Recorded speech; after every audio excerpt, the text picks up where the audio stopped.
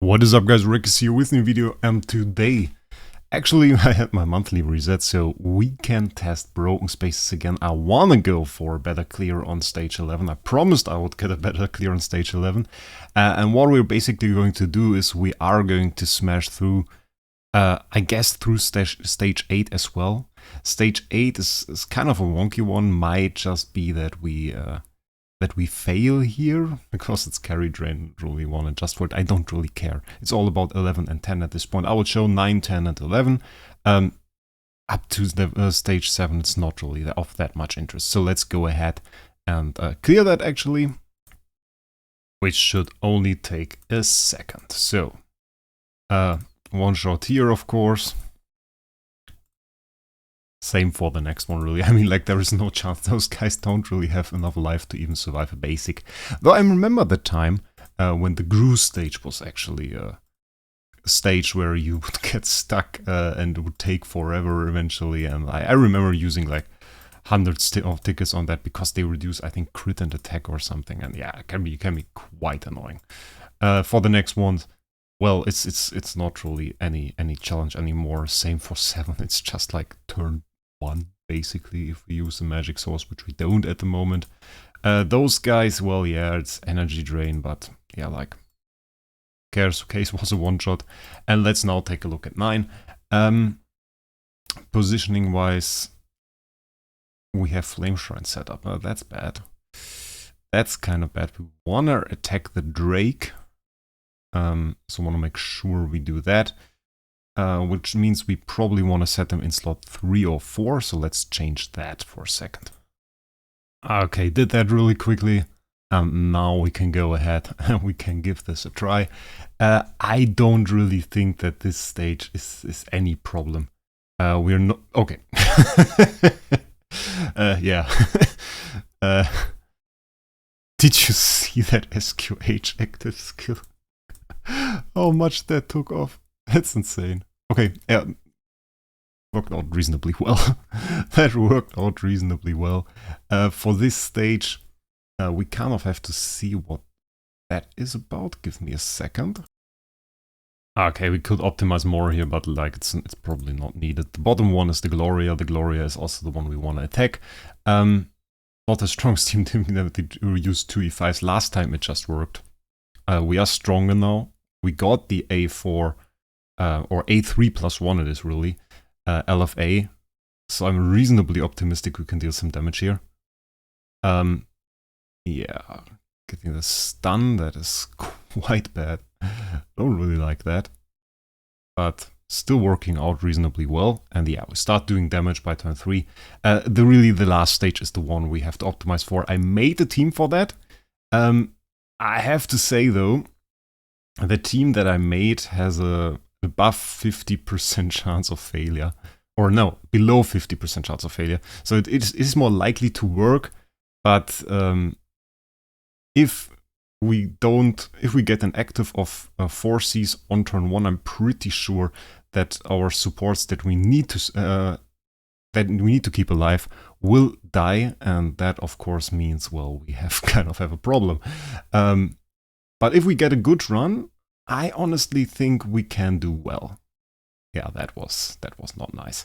Getting the Dazzle here on the LFA and thereby hitting the EOS instead of the pretty much dead Gloria. We are again Dazzled. Doesn't mean we need to fail, but yeah, like one hit again on the EOS. Well, we don't really need it. But I still think, yeah, we are good here. Okay, got the clear there. From now on, Dazzle doesn't matter anymore because we just have one enemy. We'll hit her always. So yeah, isn't really of that much importance. And there we have it. There's the clear. E plus 15 damage here on turn 10. We got the clear. So that worked out. That looks really nice though. Was that an overkill? Because it kind of feels like we got more damage than last time. I checked it and actually it's quite the opposite. Last time we got 1.1 E plus 15. So I think it was less of an overkill actually than last time, which is alright. Most of the damage, of course, from the LFA with massive heal as well. So now I probably should talk a little bit about the strategy that we are going to use. Okay, the lineup we're going to use is this one. And yeah, this is our surprise guest here that probably none of you guys expected to be here. We got an Olivia, not an Olivia. it is an Elena that we got in here, and actually my fellow guildmate Wayne pointed this out and showed to me that she's actually pretty good for this. I didn't know, I had no idea, but she has a very nice active skill actually. And what her active skill does is, well, on top of granting us Shadow Lurk, which is a little bit of dodge, we also deal damage to enemies possessed by Shadow Demon, which is kind of her targeting effect, and we inflict Outburst of Magic. And Outburst of Magic is the effect Carry uses to clear energy. So for every point of energy target has, we deal a little bit of damage, then we clear all of their energy.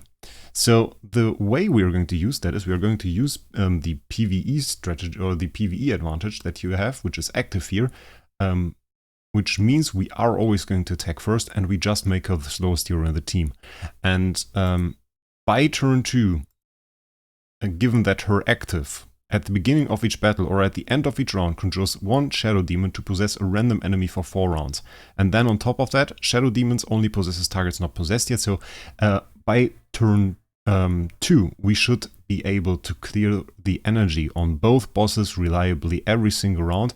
And the advantage over Carry at this point is that we only use up 1 slot to guarantee that we will never get hit by an active skill of the enemy. So that is a pretty big part of this here. Beyond that, we use Attribute Reduction Purify because this guy is going to get hit by forces and is going to be inflicted with the all damage dealt reduction, and the basic skill of Vulcan is going to hit slot 1, which is Natalia, which we are going to use to multiply debuffs here. And I just see that there is no core active, which is a little oversight, so it's good that we look over this again. One more thing, a little bit of attack aura, 2400, then we have 2100, 2466, 1785, which is important, and well, okay, that seems to work out.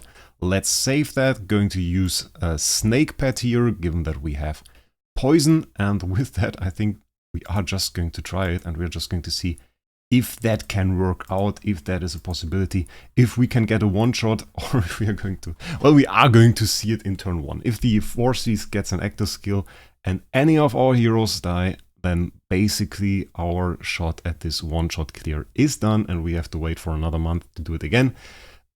Probably we are still going to do a decent bit of damage, which means, well, this is kind of like a very bad position to be in, but we might just still be able to grab the highest damage dealt against stage 11, but we are going to see about that.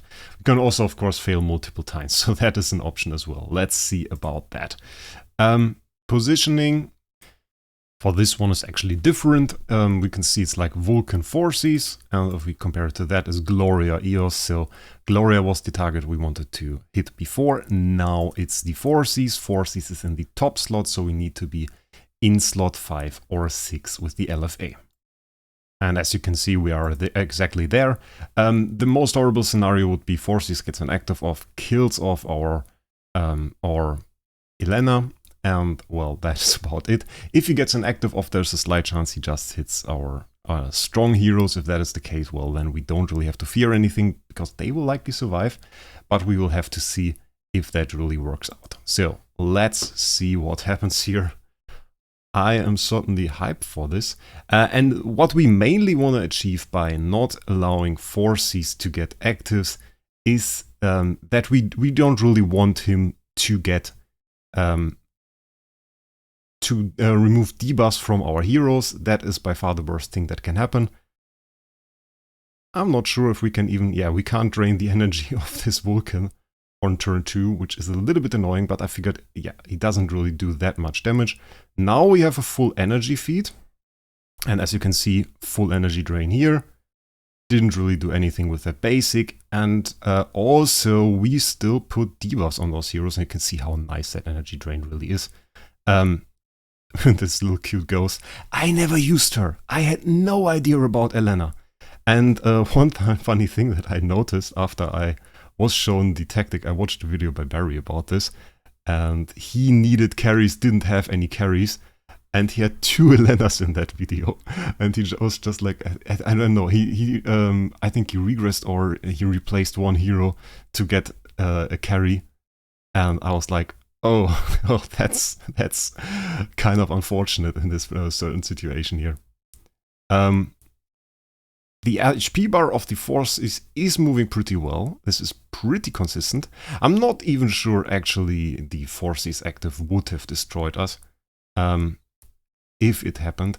It is, honestly, this team here, it can still be improved. And the way it still can be improved is the basic of Forces always hits the LFA, as you can see.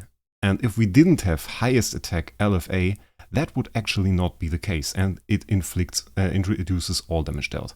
So if we could make it so that this hits like, I don't know, the MFF for example, then we would actually deal more damage. And well, it doesn't seem like we can one-shot here.